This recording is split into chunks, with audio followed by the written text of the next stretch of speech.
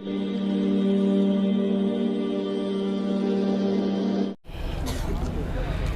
ایہا الذین آمنوا اتقوا اللہ حق تقاتہ ولا تموتن الا وانتم مسلمون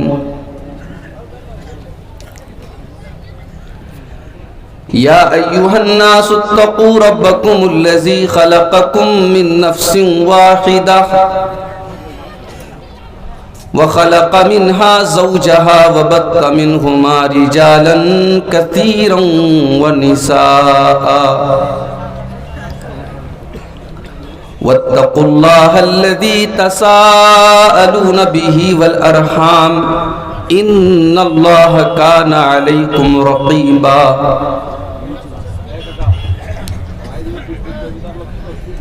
یا ایہا الذین آمنوا اتقوا اللہ وقولوا قولا سدیدا یصلح لکم اعمالکم ویغفر لکم ذنوبکم ومن یطع اللہ ورسولہ فقد فاز فوزا عظیما اما بعد فإن خیر الحدیث کتاب اللہ وخير الهدي هدي محمد صلى الله عليه وسلم وشر الأمور محدثاتها وكل محدثة بدعة وكل بدعة ضلالة وكل ضلالة في النار أعوذ بالله من الشيطان الرجيم بسم اللہ الرحمن الرحیم لقد جاءکم رسول من انفسکم عزیز علیہ ما عنتم حریص علیکم بالمؤمنین رؤوف رحیم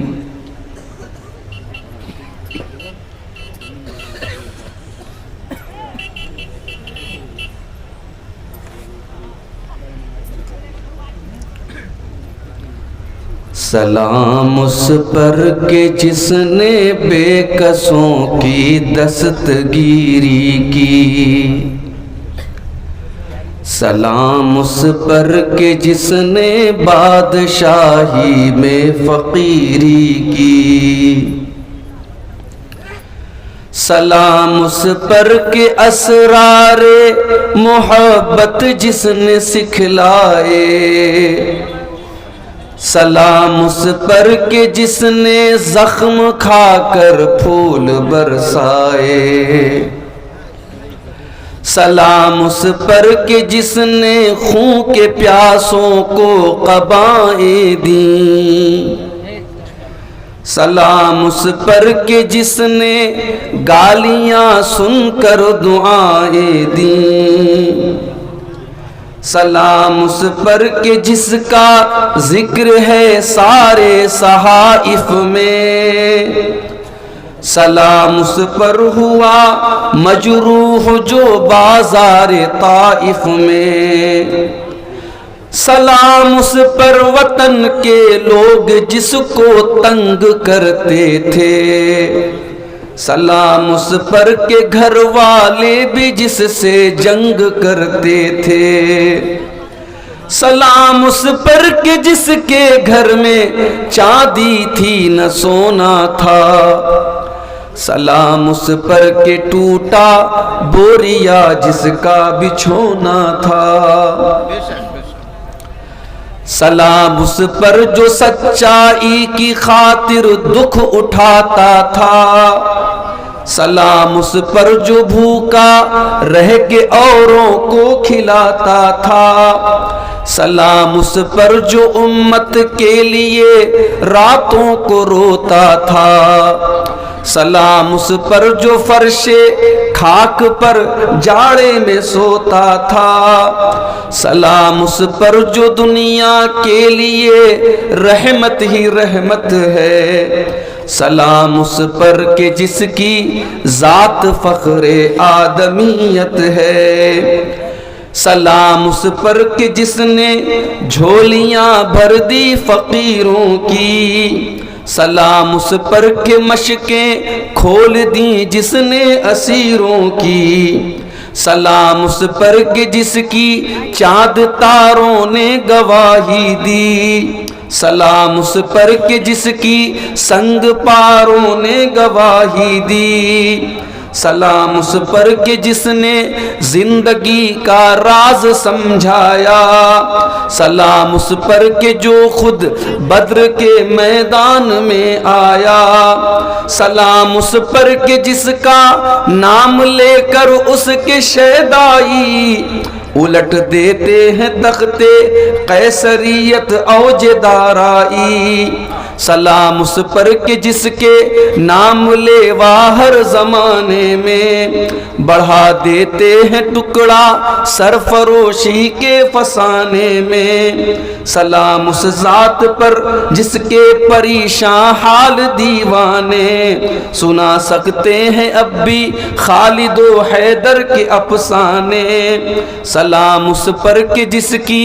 بزم میں قسمت نہیں سوتی، درود اس پر کہ جس کے ذکر سے سحری نہیں ہوتی، درود اس پر کہ جس کے تذکرے ہیں پاک بازوں میں، درود اس پر کہ جس کا نام لیتے ہیں نمازوں میں، درود اس پر جسے شمع شبستان ازل کہیے، درود اس ذات پر فخر بنی آدم جسے کہیے، درود اس پر سلام اس پر سلام اس پر درود اس پر، اللہم صلی وسلم وبارک علیہ۔ صدر محترم، ناظم اجلاس، محترم بزرگوں، نوجوان ساتھیوں، ماؤں اور بہنوں، پیارے بچوں، آج کا یہ پروگرام کافی پہلے اس پروگرام کی تاریخ متعین ہوئی تھی، اور اسحاق بھائی جو اس پروگرام کے ذمہ دار ہیں، انہوں نے 1 سال پہلے ہی سے مجھ سے یہ وعدہ لیا تھا کہ مجھے آج کے اس پروگرام میں آنا ہے، مگر ہم سب جانتے ہیں کب کس کے ساتھ کیا حالات ہو جائیں کوئی نہیں جانتا، اور میری اپنی سچویشن یہ ہے، کل رات میں گجرات کے واپی میں ایک پروگرام میں تھا، وہاں سے ٹرین پکڑ کر کے ممبئی آیا، صبح ممبئی کی فلائٹ سے بنارس سے سیدھے مدرسے کے بعد چونکہ آج کے اس پروگرام میں آنا تھا، اور بنارس مغل سرائے سے صرف ایک ہی ٹرین تھی اس روٹ کی، برہمپترا ایکسپریس، اس ٹرین کو پکڑنے کے لیے میں بائک سے اپنے مدرسے سے اسٹیشن کے لیے نکلا، 5 منٹ کی دیر ہو گئی اور ٹرین میری آنکھوں کے سامنے سے نکل گئی۔ اس کے بعد کوئی آپشن نہیں تھا، کوئی فلائٹ وغیرہ بھی نہیں تھی، اور میں اسٹیشن ہی پر بیٹھا تھا۔ پھر یہ طے ہوا کہ اب ایک ہی راستہ ہے کہ وہاں سے میں 4 ویلر کے ذریعے، کار کے ذریعے آؤں۔ گوگل پر میں نے چیک کیا 650 کلومیٹر کا سفر، اور گوگل کے مطابق 12 سے 13 گھنٹے لگ سکتے تھے۔ میں نے اللہ کا نام لے کر کے، چونکہ مسلسل سفر میں تھا، رات میں بھی 1-2 گھنٹہ ٹرین میں جو سویا ہوں، اور اس کے بعد پھر یہ سفر کرنا تھا۔ اللہ کی توفیق سے مسلسل 12 گھنٹے سفر کرنے کے بعد تقریباً 2 بجے آپ کے سونا کوڑ کے علاقے میں پہنچا، اور یہ اللہ کا کرم ہے، اس کی توفیق ہے، اور آپ حضرات کی محبت ہے کہ اتنی رات کے باوجود آپ حضرات منتظر ہیں اور بیٹھے ہوئے ہیں۔ ہماری مائیں بہنیں بھی بہت ساری بیٹھی ہیں۔ اللہ تعالیٰ آپ سب کی، ہم سب کی حاضری کو قبول فرمائے، اور جو باتیں مجھ سے پہلے مقررین نے بیان کی اور جو باتیں میں بیان کرنے جا رہا ہوں، ان میں جو باتیں صحیح ہوں، جو قرآن و سنت کے مطابق ہوں، اللہ تعالیٰ ان باتوں کو ہم سب کو اس پر عمل کرنے کی توفیق عطا فرمائے، آمین۔ میرے بھائیوں، ہم اور آپ بڑے خوش نصیب ہیں۔ اللہ تعالیٰ نے ہم پر بہت بڑا کرم اور احسان یہ کیا کہ اس نے ہمیں اور آپ کو اپنے بے شمار نبیوں میں اپنے آخری نبی کا امتی بنایا. ہمیں اور آپ کو اللہ تعالیٰ نے مذہب اسلام کا پیروکار بنایا.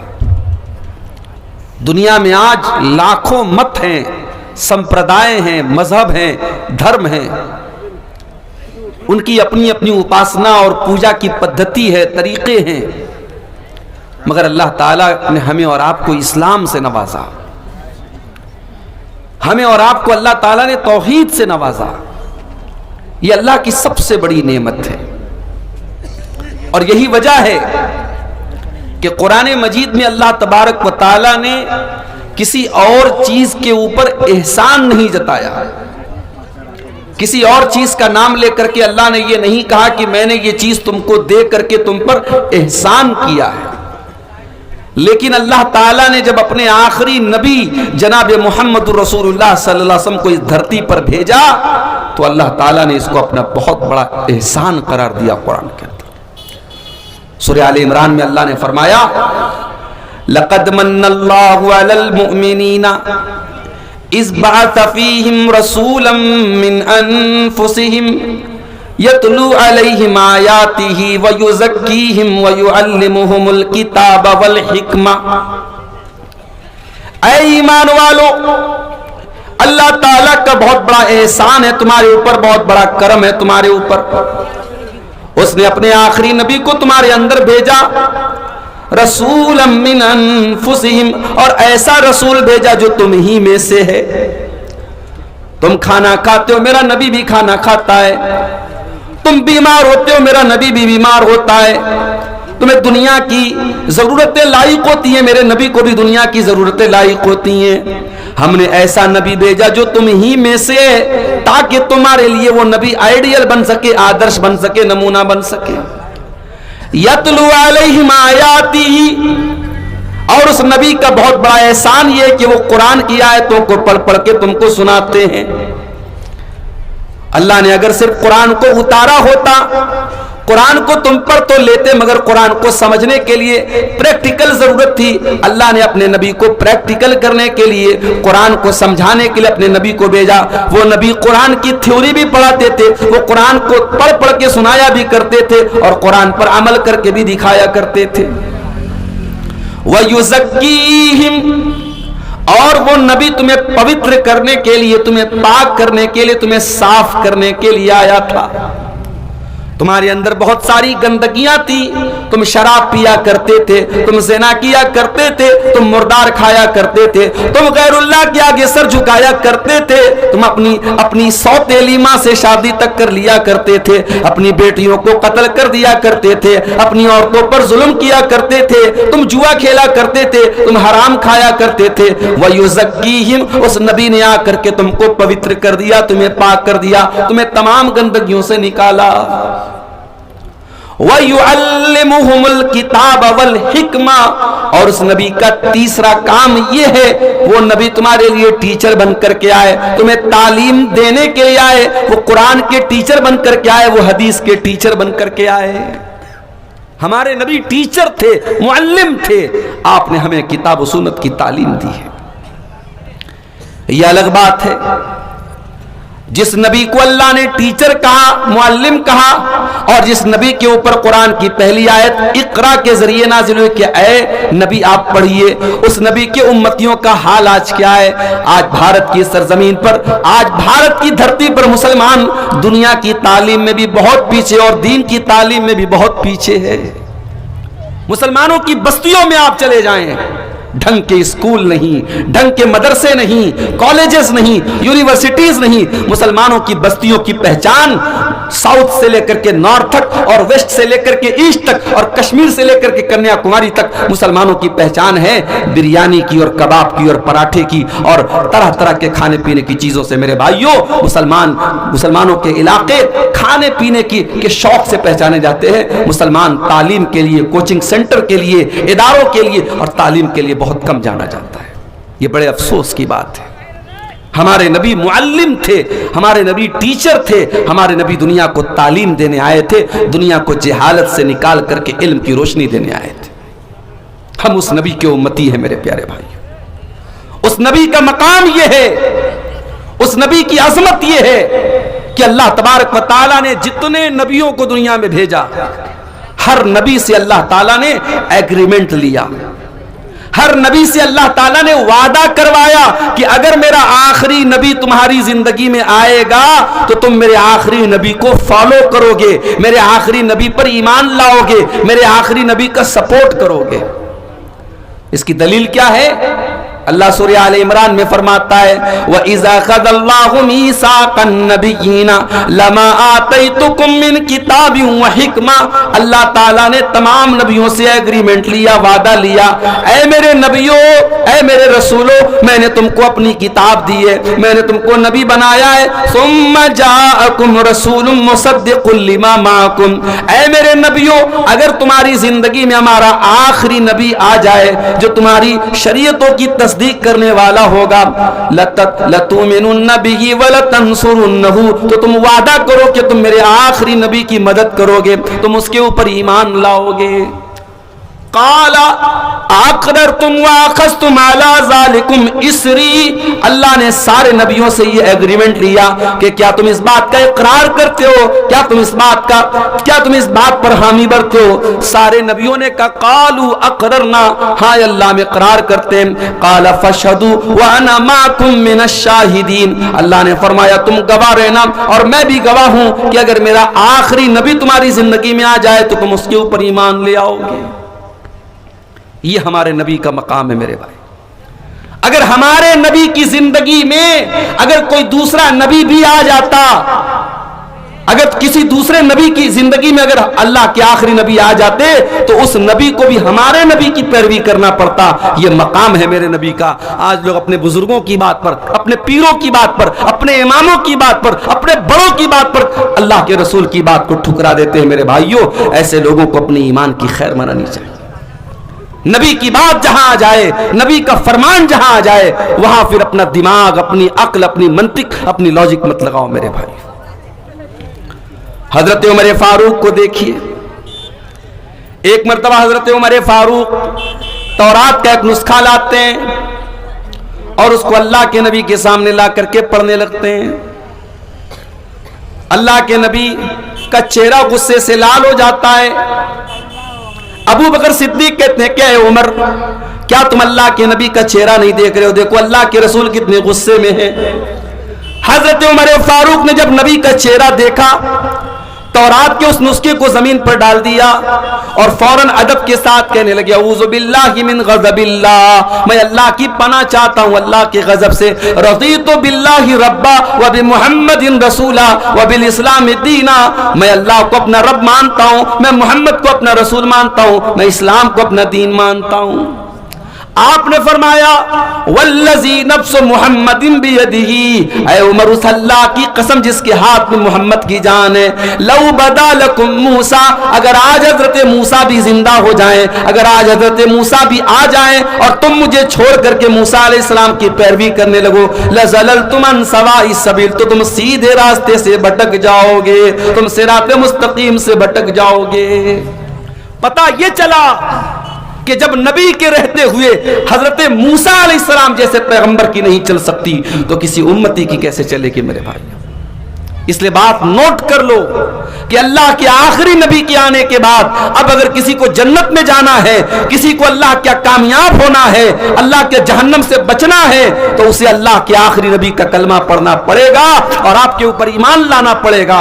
یہاں تک کہ اگر کوئی توحید کا قائل ہے, کوئی ایک اللہ کے آگے سر جھکاتا ہے, لیکن اگر وہ محمد رسول اللہ صلی اللہ علیہ وسلم کا کلمہ نہیں پڑھتا ہے تو وہ نجات نہیں پا سکتا ہے. ڈاکٹر ذاکر نائک نے ایک مرتبہ کسی تقریر میں کہا تھا کہ اگر کوئی توحید کا قائل ہے, کوئی لا الہ الا اللہ پڑھتا ہے اور محمد رسول اللہ نہیں پڑھتا ہے, تو ڈاکٹر ذاکر نائک صاحب نے کہا تھا کہ اس کی 99.99% امید تو یہی ہے کہ وہ جہنم میں جائے گا, مگر 0.1% گنجائش ہے کہ وہ جنت میں جائے گا. مگر قرآن و حدیث بتاتے ہیں کہ آخری نبی کے آ جانے کے بعد, جناب محمد رسول اللہ کے آ جانے کے بعد 0% بھی کسی کی گنجائش نہیں ہے کہ وہ اللہ تعالیٰ کے نجات پائے, جب تک وہ لا الہ الا اللہ کے ساتھ ساتھ ساتھ محمد رسول اللہ کا کلمہ نہ پڑھ لے. میرے پیارے بھائیوں، یہ عظمت ہے میرے نبی کی. اپنے رسول کی عظمت کو پہچانو میرے بھائی. ہم جانتے ہیں مسلمان خانہ کعبہ کی طرف نماز پڑھنے سے پہلے کدھر کی طرف منہ کر کے نماز پڑھتے تھے؟ بیت المقدس کی طرف. وہی بیت المقدس جو آج یہودیوں کے قبضے میں ہے، وہی بیت المقدس جہاں ہمارے مظلوم فلسطینی بھائیوں کو مارا جا رہا ہے، ان کے بچوں کو، ان کی عورتوں کو مارا جا رہا ہے. اسی بیت المقدس کی طرف چہرہ کر کے اللہ کے نبی نماز پڑھتے تھے. مگر آپ کے دل میں یہ تمنا تھی، آپ کا دل چاہتا تھا کہ اللہ تبارک و تعالیٰ خانہ کعبہ کو ہمارا قبلہ بنا دے، مسجد حرام کو ہمارا قبلہ بنا دے. اللہ کے نبی اپنی زبان سے یہ بات نہیں کہہ رہے، آپ کے دل میں یہ ارادہ ہے، آپ کے دل کی یہ خواہش ہے، آپ کی اچھا یہ ہے. اللہ تعالیٰ اپنے نبی سے کتنی محبت کرتا ہے میرے پیارے ساتھیوں. جس بات کو نبی اپنی زبان پر بھی نہیں لائے، صرف نبی کے دل میں یہ ارادہ چل رہا تھا. اللہ نے قرآن میں فرمایا قد نرى تقلب وجهك في السماء فلنولينك قبلة ترضاها. اے نبی، جب آپ نماز پڑھتے ہیں اور بار بار آسمان کی طرف دیکھ کر کے آپ انتظار کرتے ہیں کہ اے اللہ تیرا کوئی حکم ایسا آ جائے، ہمارا قبلہ بدل دیا جائے، ہمارا قبلہ خانہ کعبہ کو بنا دیا جائے.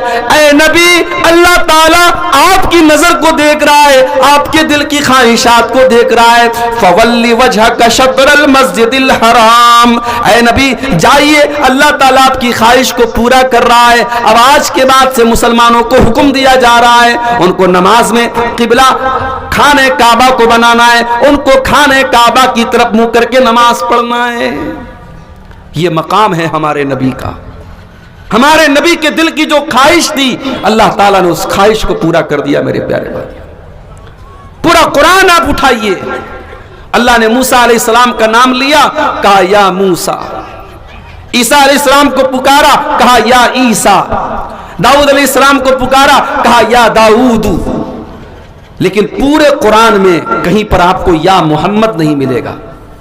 اللہ نے اپنے آخری نبی کو جب بھی پکارا، یا ایوہ النبی کہا، یا ایوہ الرسول کہا، یا ایوہ المدثر کہا، یا ایوہ المزمل کہا. یہ عظمت ہے اس آخری نبی کی، یہ مقام ہے اس آخری نبی کا. اس نبی کا مقام تو یہ ہے میرے پیارے بھائیوں.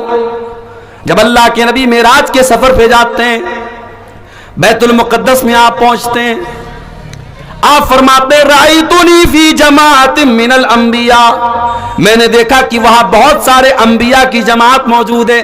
آدم علیہ السلام موجود ہیں، ابراہیم علیہ السلام موجود ہیں، نوح علیہ السلام موجود ہیں، اسحاق علیہ السلام موجود ہیں. وہاں بہت سارے نبیوں کی جماعت کو میں نے دیکھا. فحانت الصلاۃ. اتنے میں وہاں نماز کا ٹائم ہو گیا. سارے نبیوں نے کہا آج ہمارا امام اگر کوئی ہے تو جناب محمد رسول اللہ صلی اللہ علیہ وسلم ہے. سارے نبیوں نے اللہ کے نبی کو امامت کے لیے آگے بڑھایا. فَأَمَمْتُهُمْ. اور اللہ کے نبی نے ان سارے نبیوں کو نماز پڑھائی. یہ ہے ہمارے نبی کی عظمت. نبیوں کی امامت آپ نے کرائی ہے. آپ نبیوں کے امام ہیں، امام الانبیاء ہیں، امام کائنات ہے. میرے پیارے ساتھیوں، ہمارے نبی، ہمارے نبی کی شان یہ ہے کہ آپ اللہ کے آخری نبی ہیں. آپ کے بعد اب دنیا میں جو بھی نبی بننے کا دعویٰ کرے گا وہ مکار مانا جائے گا، وہ دجال مانا جائے گا، وہ جھوٹا مانا جائے گا. اللہ کے نبی کے بعد اب کوئی نبی نہیں آ سکتا. ما کان محمد ابا احد من رجالکم ولکن رسول اللہ وخاتم النبیین. محمد تم میں سے کسی مرد کے باپ نہیں ہے. کیا مطلب؟ اللہ کے نبی کے جتنے لڑکے پیدا ہوئے، جتنے بیٹے پیدا ہوئے، سب بچپن میں انتقال کر گئے. کوئی لڑکا آپ کا جوان نہیں ہوا، کوئی بیٹا آپ کا جوان نہیں ہوا. ہاں، ایک بچے کو آپ نے پالا تھا. کوئی اس کا نام بتا سکتا ہے؟ ایک بچے کو آپ نے پالا تھا، ان کا نام تھا زید بن حارثہ رضی اللہ تعالیٰ عنہ. ان کی آپ نے پرورش کی تھی. اور اس زمانے میں دستور یہ تھا کہ اگر کوئی کسی بچے کو پال لیتا تھا تو وہ اس کے سگے باپ اس کا سگا باپ مانا جاتا تھا اور ولدیت میں اسی کا نام لیا جاتا تھا. جب حضرت زید جوان ہوئے تو لوگ ان کو زید بن محمد کہنے لگے, اللہ کے نبی کا بیٹا کہنے لگے. حضرت زید کی شادی ہوتی ہے حضرت زینب کے ساتھ, میاں بیوی میں بن نہیں پاتی ہے, طلاق ہو جاتی ہے. جب وہ اپنی بیوی کو طلاق دے دیتے ہیں, اللہ تعالیٰ حکم دیتا اپنے آخری نبی کو کہ اے نبی اب آپ زینب سے شادی کر لیں. بڑے غور سے سننا, اس زمانے کے دستور کے مطابق حضرت زید اللہ کے نبی کے بیٹے کی حیثیت رکھتے تھے اور ان کی بیوی اللہ کے رسول کی بہو کی حیثیت رکھتی تھی. اور اللہ نے حکم دے دیا کہ اے میرے نبی, آپ کو ہم حکم دے رہے ہیں آپ زینب کے ساتھ شادی کر لیں. اللہ کے نبی بھی ڈر گئے. آپ کو بھی لگا کہ لوگ کیا کہیں گے کہ میں نے بہو کے ساتھ شادی کر لی. اللہ نے فرمایا وَتَخْشَى النَّاسَ وَاللَّهُ أَحَقُّ أَن تَخْشَىٰ, اے نبی جب ہم نے حکم دے دیا تو لوگوں سے ڈرنے کی ضرورت نہیں ہے, اللہ سے ڈرو. اے نبی ہمارا حکم ہے, آپ کو کسی کی پرواہ کرنے کی ضرورت نہیں ہے, آپ زینب سے نکاح کر لیں. اور دنیا نے یہ منظر دیکھا, اللہ کے نبی نے زینب رضی اللہ تعالیٰ عنہ سے نکاح کیا. یہودیوں نے منافقوں نے بدتمیزی کرنا شروع کر دیا, کہا کہ صحابیوں نے اپنی بہو سے نکاح کر لیا, اپنے بیٹے کی مطلقہ سے نکاح کر لیا. اب اللہ تعالیٰ اپنے نبی کا ڈیفنس کر رہا ہے. پتہ یہ چلا کہ اگر کبھی تمہارے نبی پر کوئی کیچڑ اچھالے, تمہارے نبی پر کوئی اعتراض کرے, تمہارے نبی کو کوئی برا بھلا کہے, تو اپنے نبی کا ڈیفنس کیا کرو. یہ اللہ کی سنت ہے, یہ اللہ کا طریقہ ہے کہ نبی کا ڈیفنس کیا جائے, نبی کے کیریکٹر کو واضح کیا جائے.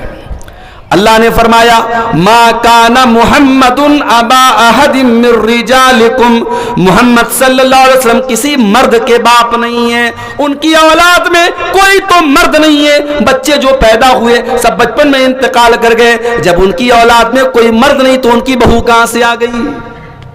غور کرو اللہ نے رسم کو کیسے توڑا ہے. ابھی میرے پاس ایک پرچہ آیا, مولوی صاحب ہمارے علاقے میں شادی بیاہ میں ڈی جے بجایا جاتا ہے. ہم تو بڑے فخر سے بنارس میں کہتے ہیں, یو پی میں کہتے ہیں کہ صاحب ہم پاکڑ کی اور صاحب گنج کے علاقے میں جاتے ہیں, ہمارا سینہ چوڑا ہو جاتا ہے, ہمارا دل باغ باغ ہو جاتا ہے. پوری بستی اہل حدیثوں کی بستی ہے, پوری بستی قرآن و حدیث پر چلنے والوں کی بستی ہے. لیکن کیا اب ہم جا کے یہ بھی بتائیں کہ صاحب ان بستیوں میں محرم بھی منایا جاتا ہے, وہاں تعزیہ بھی اٹھایا جاتا ہے, وہاں شادی بیاہ میں ڈی جے بھی بجایا جاتا ہے, وہاں کے نوجوان شراب کے نشے میں دھت رہتے ہیں. کیا یہ بات بھی ہم بیان کریں اور یہ بات بھی بتائیں میرے پیارے ساتھیوں؟ شرم آنی چاہیے ہمیں. جن رسموں کو میرے نبی نے توڑا ہے آج ہم ان کو پھر سے زندہ کر رہے ہیں. شادی بیاہ کے موقع پر دور جاہلیت میں ناچ گانا ہوتا تھا, لوگ شراب پی کے مست ہو جاتے تھے. اسلام نے آ کر کے نکاح کو عبادت بنا دیا. نکاح کے موقع پر خطبہ نکاح ہوتا ہے, اللہ کی تعریف ہوتی ہے, اللہ کا نام لیا جاتا ہے. اس کے بعد مولوی صاحب قاضی صاحب لڑکے سے کہتے ہیں کہ آپ کا نکاح میں نے فلاں لڑکی کے ساتھ کر دیا, کیا آپ کو قبول ہے, کیا آپ نے قبول کیا؟ لڑکا کہتا ہاں میں نے قبول کیا.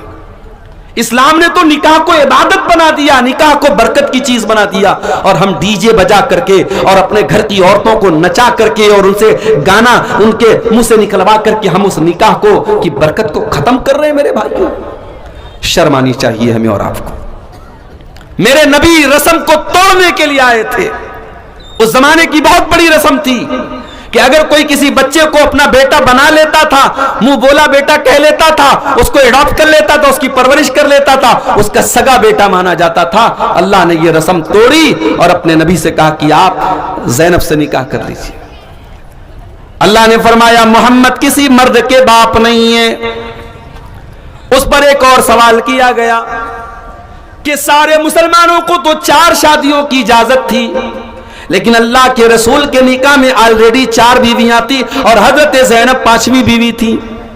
ایک اعتراض یہ بھی کیا گیا سارے مسلمان تو 4 شادیاں ہی کر سکتے ہیں, یہ اللہ کے نبی 5ویں شادی کیوں کر رہے ہیں؟ فرمایا وَلَٰكِن رَّسُولَ اللَّهِ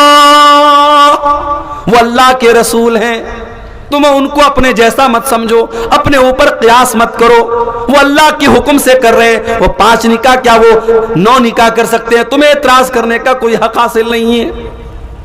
ایک اور اعتراض کیا گیا کہ اگر شادی کرنی ہی تھی کوئی اور کر لیتا، ابو بکر کر لیتے، عمر کر لیتے، عثمان کر لیتے، علی کر لیتے، کوئی صحابی کر لیتے، اللہ کے نبی کو اپنے منہ بولے بیٹے کی متعلقہ سے نکاح نہیں کرنا چاہیے تھا۔ یہ اعتراض بھی لوگوں نے کیا۔ فرمایا وَخَاتَمَ النَّبِيِّينَ، میرا نبی تو آخری نبی ہے، میرے نبی کے اوپر تو نبوت کی مہر لگائی جا چکی ہے، اب آپ کے بعد کوئی نبی آنے والا نہیں ہے۔ اگر آپ رسم و رواج کو نہیں توڑیں گے، اگر آپ رسم و رواج کو ختم نہیں کریں گے تو کون ختم کرے گا؟ افسوس کی بات ہے میرے بھائیوں، جو نبی رسم و رواج کو توڑنے کے لیے آئے تھے، آج اس نبی کے امتی رسم و رواج میں ڈوبے پڑے ہیں۔ جہیز کی گندگی آج آپ کے اس اہل حدیث سماج میں اور آپ کے اس انصاری سماج میں پائی جاتی ہے۔ باقاعدہ ڈیمانڈ ہوتی ہے، لڑکی والوں سے باقاعدہ ڈیمانڈ ہوتی ہے، لڑکی سسرال آتی ہے، قدم قدم پہ تانے دیے جاتے ہیں، تو کیا لے کے آئی، تیرے باپ نے کیا دیا تجھے؟ ساس تانا دیتی ہے، سسر تانا دیتا ہے۔ یہ ہمارے سماج کا یہ حال ہے میرے پیارے بھائیوں۔